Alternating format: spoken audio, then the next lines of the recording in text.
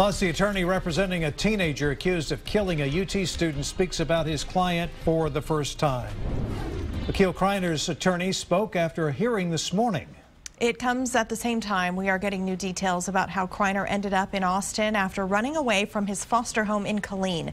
Chris Sadeghi tells us about the new developments. This gas station sits right on the 195 I-35 intersection, exactly how you'd come from Killeen into Austin. We talked to an employee at the store who told us what Criner was doing right before he got the ride into town.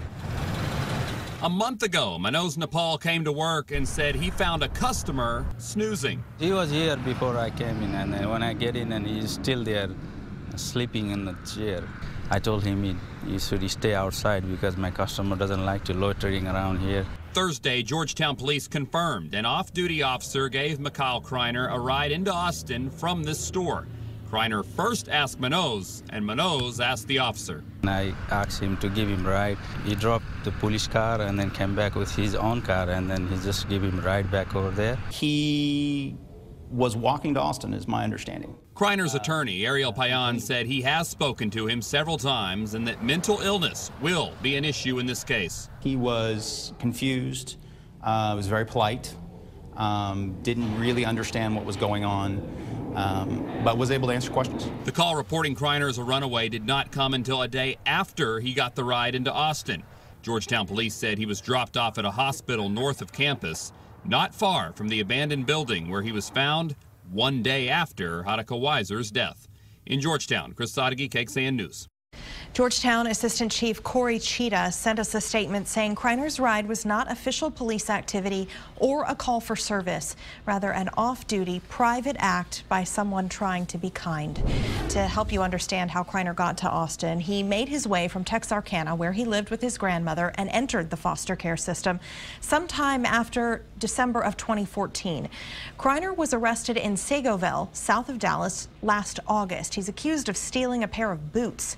Child Protective Services placed him in a foster home in Killeen the same month where he enrolled in high school. Criner was reported missing on March 24th.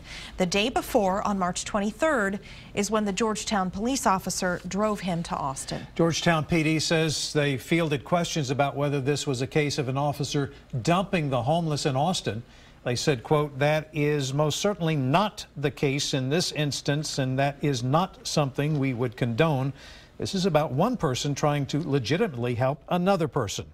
But Austin Police Association president says there has long been a problem with other counties bringing homeless and mentally ill people to Austin where they can receive help, but then leaving the city and Travis County to care for them afterwards.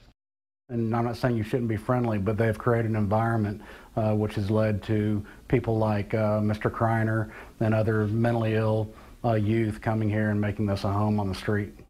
Tonight on our news at 10 o'clock, KXAN investigator Kevin Schwaller will examine the problem of teenagers living in Austin without guardians. As authorities try to connect the dots in Texas, family and friends of Hadaka Weiser will say their final goodbyes this weekend in Oregon. Her funeral will be held in her hometown of Beaverton, that's just outside of Portland, tomorrow morning.